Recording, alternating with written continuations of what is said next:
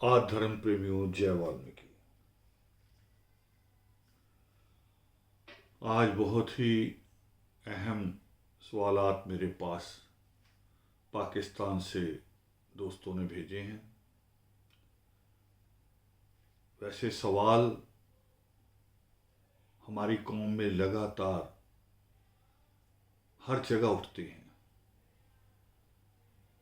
पर सवाल करने का एक तरीका होना चाहिए। सवाल अगर कोई जानना चाहता है, सच में जिज्ञासु है, तो अच्छा लगता है। मगर सवाल कोई इसलिए कर रहा है कि वो ज़्यादा जानता है, या सवाल कोई इसलिए कर रहा है कि वो हमें चिढ़ाना चाहता है, तो अच्छा नहीं। और मैं हमेशा इस पक्ष में रहा हूँ, शिक्षा पद्धति इसी पे आधारित है कि सवाल किया जाए। टीचर हमें सिखाता है, दूसरी तीसरी क्लास से सिखाता है, पहले कहानी सिखाता है, कविता सिखाता है, फिर उसके ऊपर सवाल करने सिखाता है। तो सवाल आया मेरे पास, पाकिस्तान से साथियों ने भेजे हैं। पहला सवाल है उनका गद्दी को लेके। गादी बोलते हैं, लोकल भाषा का असर होता है। गादी कहें, गद्दी कहें, पंथ कहें, एक ही बात है। और कई नामों से पंथ है। भारत में जो परंपरा रही है शुरू से, भारत और पाकिस्तान बनने से पहले से, जो हमने अपने बुजुर्गों से सुनी, वो थी चार पंथ। अब चार पंथ के बाद और पंथ बनने शुरू हो रहे। और ये पंथ है क्या? पंथ कहें या गद्दी कहें, असल में इसका अर्थ होता है धर्म से अलग होना। धर्म से अलग एक अपना अस्तित्व, अपना वजूद दिखाना, और जिसको ग्रुप कहें या गद्दी कहें। मैं इसलिए कह रहा हूं कि मैंने जो अभी तक समझा है धर्म को, पंथों में एक नाम कबीर साहब का भी आता है, कबीर पंथ। हालांकि उन्होंने नहीं बनाया, एक भी प्रमाण नहीं है कि कबीर साहब ने कोई कबीर पंथ बनाया हो। ये बाद में जो मैनेजर लोग होते हैं, प्रबंधक जो होते हैं, चापलूस जो होते हैं, ये खड़े करते हैं पंथ। कबीर साहब ने तो उस ईश्वर को, एक ईश्वर को कहा है। उनका लिखा हुआ शब्द है, और जिसको बहुत बड़े बड़े सूफी जो गायक है वो गाते हैं, साहिब मेरा एक है। वो एक साहिब की बात करते हैं। वो तो कहते हैं कि अगर मैं दूसरा नाम लूं तो ईश्वर गुस्सा कर सकता है, मेरा साहिब गुस्से हो सकता है। मगर एक परंपरा बन गई। गुरु शब्द था कि जो हमें अज्ञानता के अंधेरे से ज्ञान की रोशनी में ले आए। मगर धीरे धीरे गुरु का भी एक अपना अहंकार बन गया। वो मानने लगे कि मैं ही सारा कुछ हूं। अगर देखें, बचपन से लेकर जब तक हम सीखते हैं, वैसे तो सीखना चाहिए अंतिम दिन तक, जब तक सीखते हैं किसी एक से सीखते हैं। मां से शुरू करते हैं, उसमें दादी नानी भी शामिल होती, बुआ और मौसी भी शामिल होती हैं। और उसके बाद जब घर से बाहर कदम रखते हैं, जिन दोस्तों के साथ खेलते हैं, उनसे भी सीखते हैं, गाली भी सीखते हैं, खेलना भी सीखते हैं। ये वातावरण पे निर्भर है। फिर जाके तीसरा नंबर आता है स्कूल, जहां से तालीम लेते हैं, वहां के गुरुओं का। तब आता है नंबर। और वो भी स्थायी नहीं होते। एक क्लास में एक, दूसरे में दूसरा, तीसरे में तीसरा, हर बार बदलते चले जाते हैं। जैसे जैसे हमारा ज्ञान का स्तर बढ़ता है, सोचने विचारने का स्तर बढ़ता है, तो हमें सिखाने वाले भी बदलते चले जाते हैं, और वहां कोई गद्दी नहीं चलती। जहां तक शिक्षा, वहां तक कोई गद्दी नहीं चलती। मगर जहां धर्म की बात आती है, जहां धर्म में कहा जाता है कि आपके स्वभाव में अहंकार नहीं होना चाहिए, मोह नहीं होना चाहिए, लालच नहीं होना चाहिए, और जो मैं देख रहा हूं, जब पूरे हम सारे लोग जो देखते हैं, भारत हो, पाकिस्तान हो, बांग्लादेश हो, यानी जो हम सारे एक रहे हैं दक्षिण एशिया, वहां जो हम देख रहे हैं कि जितना अहंकार गुरु पाल रहे हैं, गुरु नाम के लोग, गुरु है नहीं वो, क्योंकि जैसे अहंकार आया आदमी गुरु रहता नहीं।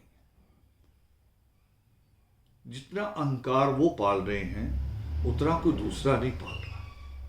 और इस पे भी कबीर साहब कहते हैं, क्योंकि गुरु अहंकार में कहते हैं कि गुरु, लोगों ने कहावत सी बना रखी है, कहावत है, ये कुछ सच नहीं है ना, कि गुरु के बिना गति नहीं है, गुरु बिना गत नहीं, शाह बिना मत नहीं। ये कहावत है, ऐसी कई चीजें जोड़ी जा सकती है, कई कही हुई है। मगर कबीर साहब बहुत साफ थे, उन्होंने बिल्कुल साफ कहा कबीर साहब ने, वो कह रहे प्रेम गली अति सांकरी, यानी ईश्वर के घर का जो रास्ता है वो बहुत तंग है। प्रेम गली अति सांकरी, या में दोना समाई। जब मैं था, मैं अहंकार, अहंकार, जब मैं था तब हरि नाही, अब हरि मैं नाही। वो कह रहे वो ईश्वर के घर को जाने वाला रास्ता इतना तंग है, इतना संकरा, इतना छोटा है कि उसमें से मैं और मेरा अहंकार दोनों नहीं चल सकते। तो अभी तो अपने निजी अहंकार की बात हो रही, तो बीच में तो गुरु खड़े हैं। अभी जो पूरी यहां परंपरा चल रही देश में, गुरु खड़े हैं, वो कह रहे जब भव सागर की बात आएगी तो मैं तुम्हारा हाथ पकड़ के पार कराऊंगा। यानी एजेंट है, दलाल है, उसके ईश्वर के दलाल साबित कर रहे हैं अपने आप को कि मैं करूंगा। कबीर साहब कह रहे कि उसमें दो की भी गुंजाइश नहीं है, और तीसरा गुरु भी खड़ा हो रहा है बीच में आके, तो कैसे चल सकता है? नहीं हो सकता। हमारे इष्ट, हमारे खुदा, हमारे ईश्वर, सृष्टिकर्ता वाल्मीकि देव, और यही गुरु भी हैं। इन्होंने पहले ग्रंथ रचे जिनकी बातों को हम आगे बांटते हैं। बांटने वाला तो दूत होता है, पोस्टमैन होता है, डाकिया, वो मालिक नहीं होता। चिट्ठी किसी और की होती है, जानी किसी और के पास होती है, वो तो बीच का एक माध्यम है। और जो माध्यम है उन्होंने अहंकार पा लिया कि मैं ही सारा कुछ हूं। भाई तुम कुछ नहीं हो, तुम्हारी तो एक ड्यूटी लगी कि ये चीज यहां से यहां दे देनी है। तुम दोनों तरफ से मालिक नहीं हो। उसका मालिक एक वो जो पहले दे रहा है लिख के, दूसरा मालिक जहां वो पहुंचनी है। तुम तो बीच में कुछ नहीं, मगर चला दिया, और अब उसके नाम पे गद्दियां बन गई। गद्दी का मतलब, दोबारा दोहरा रहा हूं, गद्दी का मतलब होता है कि वाल्मीकि धर्म को से अलग, वाल्मीकि धर्म को खंडित करना, उसको टुकड़े करना। अब देखिए, मैं इसको दूसरी तरह से समझ लीजिए। मुझ में अहंकार आ जाए, चाहे दो आदमी मेरे साथ हों, मैं दो को लेके कहूं कि नहीं भी एक पंथ और बनाओ, तो आप लोग फैसला कीजिए कि इससे वाल्मीकि कौम की एकता, वाल्मीकि धर्म की अखंडता एक रहेगी, या मैं एक और नया टुकड़ा कर रहा हूं। उसका अर्थ होगा मैं एक नया टुकड़ा कर रहा हूं। और मैं यहां साबित करूं आपको, और कहना चाह रहा हूं, इस एक ईश्वर पे बात गुरु नानक देव जी ने भी कही, गुरु ग्रंथ साहब में उनका भी लिखा आता है। वो करे एको सिमरिए नानका, जो जल थल रेहा समाए, दूजा काहे को सिमरिए, जो जम्मे ते मर जाए। वो करा जो जन्म लेते हैं, गुरु नानक देव जी साफ कह रहे हैं कि जो जन्म लेता है और मृत्यु को प्राप्त उसने होना है, वो पूजनीय नहीं है, वो ईश्वर की तरह आराध्य नहीं है। उसकी अकीदत नहीं की जा सकती। एक उसी की, जिसको कहते हैं खुदा, जिसको कहा गॉड, और जिसको हम सीधे लफ्जों में कह रहे थे रब, उस रब के अलावा किसी दूसरे को नहीं पूजा जा सकता। हम सारे, हम में से हाँ बहुत सारे लोग महान हो सकते हैं, तपस्वी हो सकते हैं, बड़े विद्वान हो सकते हैं, तो उनकी रिस्पेक्ट उनके उस त्याग और उनकी विद्वता के अनुसार होती है। जैसे सृष्टिकर्ता वाल्मीकि दयावान जी का नाम लेते हैं तो महामुनि शुक्राचार्य जी का नाम आता है, स्वाभाविक है। महामुनि शुक्राचार्य जी का नाम लेंगे तो भारद्वाज का और महाबली बलि का नाम आएगा। मगर उन्होंने ज्ञान कहां से प्राप्त किया? ज्ञान यहां से प्राप्त किया और मुक्ति उनको यहां इन चरणों में आके मिली। तो ये समझना है, ये जो गद्दी सिस्टम है ये हमारे स्वार्थ है हमारे। इसके ऊपर वाल्मीकि कौम के संत हुए महात्मा हीरालाल विकल, जो पंजाब फिरोजपुर में पैदा हुए मगर उनकी कर्म भूमि यूपी इलाहाबाद रही, जहां संगम। उन्होंने बहुत साफ लिखा है, बिल्कुल गुरु नानक देव जी की तरह उन्होंने कहा, जन्मता मरता है जो जामे इंसान है, अशरफ उल है मगर मौत से हैरान है। कृष्ण विष्णु राम ईसा शिव मोहम्मद मुस्तफा सब थे पुतले खाक के और खाक के दरमियान। अब दूसरे मजमू से भी बात कर सकते हैं। इस्लाम ने भी कहा है कि हजरत मोहम्मद साहब के बाद अब बिल्कुल नहीं, अब जो भी है वो कुरान है जो हमें हिदायत देगी। यही बात सिख मजहब ने कही है। गुरु गोविंद सिंह के बाद उन्होंने कहा कि गुरु मान्यो ग्रंथ, सब सिखन को हुक्म है गुरु मान्यो ग्रंथ। कारण क्या रहा है? कारण रहा है कि सोचा होगा उस वक्त के विद्वानों ने कि एक आदमी अपने जीवन में पूरी तरह से जी जान से, पूरे ईमान से मजहब और कौम की खिदमत करता है, सेवा करता है, उसके लिए बहुत सारी मुश्किलों का सामना भी करता है, जिल्लतें भी झेलता है, मगर टूटता नहीं है। वो कोई एक हो सकता है जिसको कहते हैं कि हजारों साल नरगिस अपनी बेनूरी पे रोती है, बड़ी मुश्किल से होता है चमन में ढीढ़ावर पैदा। वो कोई एक हो सकता है और अब उसके नाम पे गद्दी चला ले, जो दूसरा तीसरा चौथा आने वाला ये नहीं होगा कि वो पूरी तरह से धर्म को उसी तरह से समर्पित हो, कुर्बानी के लिए उसी तरह से तैयार हो और उसका स्वभाव उसी तरह से प्रेम पूर्वक हो, स्नेह से भरा हो, हृदय में मोहब्बत भरी हो हर एक इंसान के लिए। ये जरूरी नहीं। तो फिर क्या होगा? फिर वो जो मेरे जैसा कोई आदमी गुनाह करेगा गद्दी चला के, वो गुनाह कहां जाएगा? जिस नाम को मैं लूंगा परमात्मा के, मेरा गुनाह वहां तक मार करेगा। लोगों की नजरें, लोगों की जो चर्चा वहां तक जाएगी। तो गद्दी बिल्कुल नहीं रही कभी। सृष्टिकर्ता वाल्मीकि दयावान जी ने कोई गद्दी नहीं चलाई। लोगों ने बाद में गद्दियां चलाई, चाहे श्रीचंद के नाम से उदासी पंथ चलाया, चाहे गोरखनाथ के नाम से नाथ पंथ चलाया, ये सारी बाद में चली।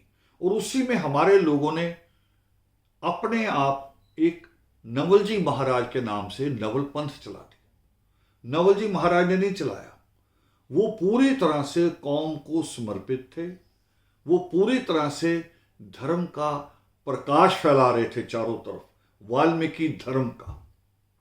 और ऐसी जगह से, राजस्थान से, जहां आज भी इतनी छुआछात है कि कई जगह अभी भी ऐसी ऐसी घटनाएं आती जिनका जिक्र करने से भी रूह कांपती है।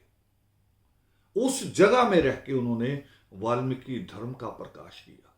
जैसे बाबा खाक शाह जी लाहौर में पैदा हुए और वाल्मीकि धर्म का प्रकाश करने के लिए उन्होंने शंकराचार्य की उस पद्धति को काउंटर किया, उसी का मुकाबला किया जो शंकराचार्य ने कहा था कि 4 धाम बना के, यानी 4 दिशाओं में 4 धाम बना के हिंदू धर्म का प्रकाश फैलाएंगे।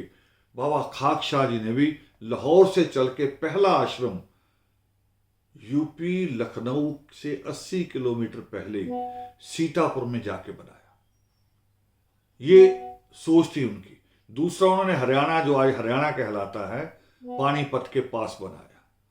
और तीसरा, दिल्ली में बहुत बड़ा, जिसको कहते प्रताप बाग, वो ईश्वर का प्रताप, सृष्टिकर्ता वाल्मीकि दयावान का प्रताप जो बाबा खाकशाह जी के ऊपर हुआ होगा, आज वो एक बगिया, यानी एक सुंदर फूलों की, उस धर्म के जो हदायतें, जो हुक्मनामे, उनको फैलाने वाली पद्धति वो चल रही है। मगर किसी ने नहीं कहा कि मेरी गद्दी चलाओ। ये गद्दी हमारा सवार चलाता है। गद्दी ही नहीं, एक और करते हैं। मैंने हजरत मोहम्मद साहब का उसका उनकी घटना को पढ़ा, बहुत आनंद आया कि वो कहीं जा रहे थे तो रास्ते में उनको एक जगह रुकना था। साथियों से कहा नज़दीक कोई गांव तो देखिए। एक साथी ने सुझाव दिया कि नज़दीक वो गांव है जहां आपकी माँ साहिब को दफनाया गया था, वहां चलते हैं, नमाज भी कर लेंगे। तो हजरत मोहम्मद साहब ने पूछा किस दिशा में? वो करे इधर। करे फिर इधर नहीं जाना, इस दिशा में चलो। साथियों ने पूछा क्यों? वो करे आज अगर मेरी माँ की कब्र पे नमाज अदा करोगे तो कल को जगह जगह कब्रों पे नमाज अदा करोगे और खुदा को भूल जाओगे, उस अल्लाह को भूल जाओगे, उससे याद रखना जरूरी है। अब यही बात हम समझ रहे हैं कि हमारे यहाँ, क्योंकि हम सबसे ज़्यादा दबे कुचले हैं, हम अगर गद्दियाँ चलाएंगे तो बताइए हम वाल्मीकि कौम को एक कर रहे हैं या बांट रहे हैं? बल्कि इतना ही नहीं, हमारी जो सियासी ताकत है, जो हमारी सामाजिक रुतबा, हमारा जो आर्थिक हमारी हालत है, हम उसको भी बांटेंगे, उसको भी खराब करेंगे। हमें तो बहुत, हर कदम बहुत सोच सोच के चलाना चाहिए। इसलिए गद्दी ना होती है और ना होनी चाहिए। एक सवाल। दूसरा सवाल मेरे पास आया कि वाल्मीकि प्रगट उत्सव को लेके, या वैसे कभी हम योगामृत करते हैं, समागम करते हैं, बड़े आयोजन करते हैं सृष्टिकर्ता वाल्मीकि दयावान के नाम से, तो उसको जलसा कहा जा सकता है? उसमें जश्न, उसे जश्न कहा जा सकता है? तो मैं समझता हूं कि बिल्कुल नहीं। इसको बचपन से देखिए, जिस बहुत छोटी अवस्था में जब रोते हुए हम जाते हैं पहली बार स्कूल में, क्लास में, वहां भी जश्न नहीं होता। टीचर हमें चुप कराने की कोशिश करती है, हमारा ध्यान बांटने की कोशिश करती है, मगर जश्न नहीं। और आप एक क्लास से दूसरी क्लास, कॉलेज में पहुंचे, कॉलेज से आगे पीएचडी करिए, पीएचडी के आगे आप डॉक्टरेट करिए, एडवांस स्टडी में जाइए, तो जश्न कहीं नहीं। शिक्षा को तो तपस्या कहा गया। और जब हम योगामृत में जाते हैं, वाल्मीकि अनंत में जाते हैं, जिनको आप मंदिर कहते हैं, उस धर्म स्थल पे जाते हैं, तो वो किसी स्कूल कॉलेज से कम नहीं, बल्कि उससे बड़ा रुतबा है। जिनको उस वक्त आश्रम गुरुकुल कहा गया है, वही तो है। आज हम उनको छोटे छोटे रूप में अपनी बस्तियों में स्थापित कर रहे हैं। और वहां जब जाया जाए तो इस सोच के साथ जाया जाए कि मेरी हाजिरी उस सृष्टिकर्ता वाल्मीकि दयावान के पास, उस जगत पिता अजर अमर त्रिकालदर्शी के चरणों में मेरी हाजिरी लगने जा रही, मैं वहां हाजिर होने जा रहा हूं। तो जब वहां हाजिर होने जा रहा हूं तो मेरे कदम बाहर से ही, मेरे चलने की चाल बाहर से ही एकदम मर्यादा में आ जानी चाहिए, अनुशासन में आ जानी चाहिए कि मैं कहां जा रहा हूं। मगर होल्ड रहा है। हम जब जो लोग मस्जिद में जाते हैं वो पूरी मर्यादा में होती है, जो गुरुद्वारे में जाते हैं पूरी मर्यादा के साथ जा रहे हैं, जो चर्च में जा रहे हैं वो पूरी मर्यादा के साथ जा रहे हैं। मगर हम जो कहते हैं कि संसार के रचयिता सृष्टिकर्ता वाल्मीकि दयावान, जिनको हम कहते अजर अमर त्रिकालदर्शी, जब हम उनके धर्मस्थल पे जाते हैं तो सारे कायदे भूल जाते हैं, और बल्कि ऐसे जाते हैं वहां के जैसे मालिक हम हों, मालिक बन के जाते। कई लोगों को अब तो बहुत कुछ बदल गया है। कई लोगों को हम कहा करते थे कि आपके हाथ में सिगरेट है, बाहर फेंक दीजिए। इस बात को लेकर लड़ाई झगड़े हुए हैं, अब नहीं होते, अब कहना नहीं पड़ता, कौम मान गई। हाँ, ये सवाल भी मेरा समझ लीजिए साथ ही, बहुत सारे ऐसे लोग हैं, बहुत बड़ी बड़ी गिनती है, जो कहते कौम बदल नहीं सकती, ये कौम नहीं बदल सकती। ये पता कौन कहते हैं? बेहिम्मते, जिन्होंने कभी हिम्मत नहीं की, जिन्होंने कुछ नहीं किया, वो कहते हैं। मुझे एक शेर याद आ गया बाबा नज़मी का। वो बाबा नज़मी कहते हैं कि शायद बेहिम्मते ही कहा उन्होंने शब्द, कि बेहिम्मते ने जिड़े शिकवा करन मुकदरां दा, उगन वाले उग पैंदे ने सीना पाड़ के पत्थरां दा। ये बेहिम्मते लोग कहते हैं। तो मैं अभी कह रहा हूं, मैं अपने जीवन का इस 40 साल के एक्सपीरियंस को कह रहा हूं कि मेरी जब शुरुआत हुई थी तो मुझे कहना पड़ता था अपने पिता को भी। मैं ये नहीं कह रहा हूं कि हम सारे साफ सुथरे पैदा हुए, सारी बीमारियां सब घरों में थी। अपने पिता को भी कहते थे हम कि मंदिर में आप प्रवेश हो गए हैं, अब सिगरेट आपके हाथ में नहीं होनी चाहिए। तो पिता जैसे ताए चाचों को भी कहते थे, दूसरी जगहों पे जाकर भी कहते थे। और हमने तो अपने संतों को सिगरेट बीड़ी बांटते हुए देखा है। कह रहे 4 बंद हो गए, भजनों को कहते बंद शब्द, कुछ ऐसी परंपरा राजस्थान में भी है, और उसको मैंने बॉम्बे में भी देखा, बोरीवली में होते हुए। 4-5 भजन कहे और मूर्ति पे कपड़ा डाल दिया, एक परात घुमा रहे हैं तंबाकू की, बीड़ी सिगरेट की, और नशा भी हो सकता साथ में। और मैंने उठ के प्रार्थना की कि जी ये क्या, यही तो जगह एक सत्संग, सत्संग यानी थोड़े समय के लिए सच के संग आए हैं हम रहने, इस जगह तो शुद्ध रहे। तो मुझे वहां संत डांट के कह रहे बैठिए, आपको नहीं पता, ये जो भांग का पत्ता हमने बनाया, ईश्वर ने बनाया इसलिए खा रहे हैं, ये उसका प्रसाद है दिया हुआ। तो मैंने कहा केवल उसने एक पत्ता नहीं बनाया, आंख का पत्ता भी बनाया। उसने तो कई नशे बनाए नहीं है।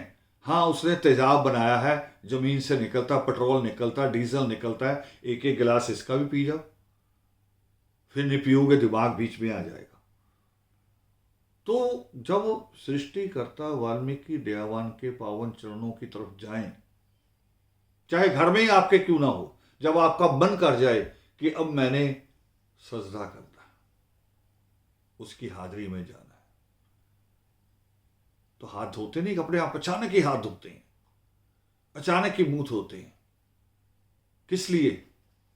एक अदब है कि हम वहां जा रहे हैं। मगर वाल्मीकि मंदिरों में जाते हुए पता नहीं अदब क्यों खत्म हो जाता है। वहां गोत्राड़े आ जाते हैं कि मैं फला गोत्र का हूं, मोहल्ले में मेरा खानदान बड़ा है, जो प्रधान है वो मेरा भतीजा है। ये सब चीजें बहुत दुखदाई, वहां ये नहीं होना चाहिए। तो इसलिए समझ लीजिए वहां कोई जलसा, कोई जश्न नहीं है।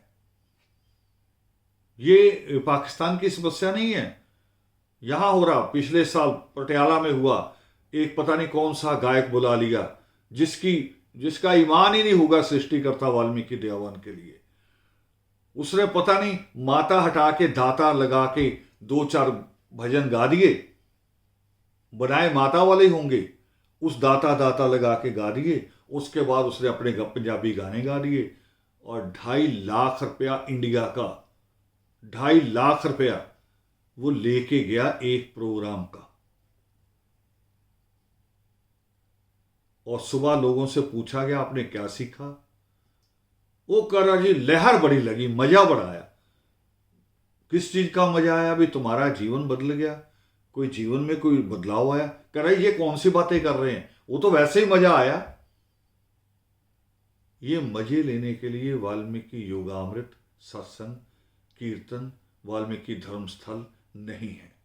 उसके लिए कोई ऐसा जो आप समझते हैं कि तमाशे जैसा कुछ कोई जश्न हो, ऐसा कुछ नहीं। वहाँ आना चाहिए सीखने के लिए कि जिस सृष्टिकर्ता वाल्मीकि दयावान ने हजारों करोड़ों श्लोक लिखे हैं, उसमें से कोई हिदायतनामा हमारे लिए भी लिखा होगा कि हम इंसान बन के जिए।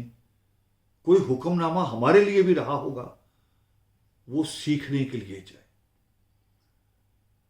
अब तीसरी अंतिम बात जो है, जो सवाल रहा अंतिम, वैसे मैंने उसको हल किया है।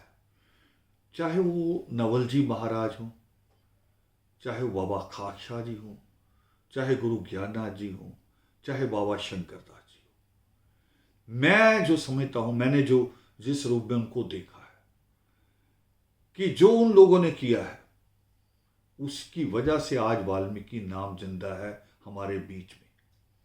और भी होंगे, संत केशवदास जी का नाम है, बाबा लालनाथ जी का नाम है, बहुत सारे और भी, मैं शायद उनके नामों को जानता भी नहीं हूं जिन्होंने इतना काम किया होगा। बाबा संतोष शाह जी चले गए हैं, कई लोग, कई नाम ऐसे जिन्होंने वाल्मीकि नाम को हमारे बीच में जिंदा रखा और इस वाल्मीकि धर्म का प्रकाश किया।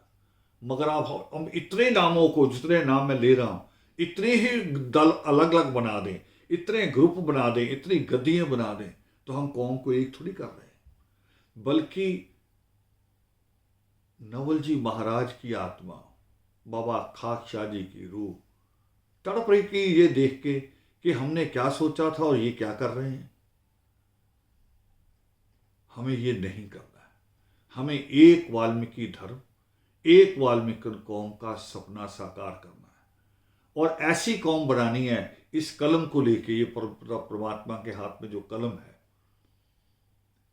इस कलम से जोड़ना है कौम को और ऐसी कौम बनानी है कि जैसे लोग एक मिसाल देते हैं आज यहूदियों की, इजरायलियों की, कि 2000 साल वो अपने वतन से बाहर रहे मगर आज सुपर पावर है। मेरा यकीन है कि जिस दिन वाल्मीकि कौम कलम को ग्रहण कर लेगी, हम उनसे भी ज्यादा सुपर कौम होंगे। मगर हमें एक रहना पड़ेगा, एक धर्म, एक इष्ट और एक कौम के नाम से हमें आगे बढ़ना पड़ेगा। ये मेरी प्रार्थना है आप सब लोगों से। मेरे शब्द थोड़े से सख्त हो सकते, कड़वे हो सकते हैं, उसके लिए माफ़ी चाहता हूँ। जय वाल्मीकि।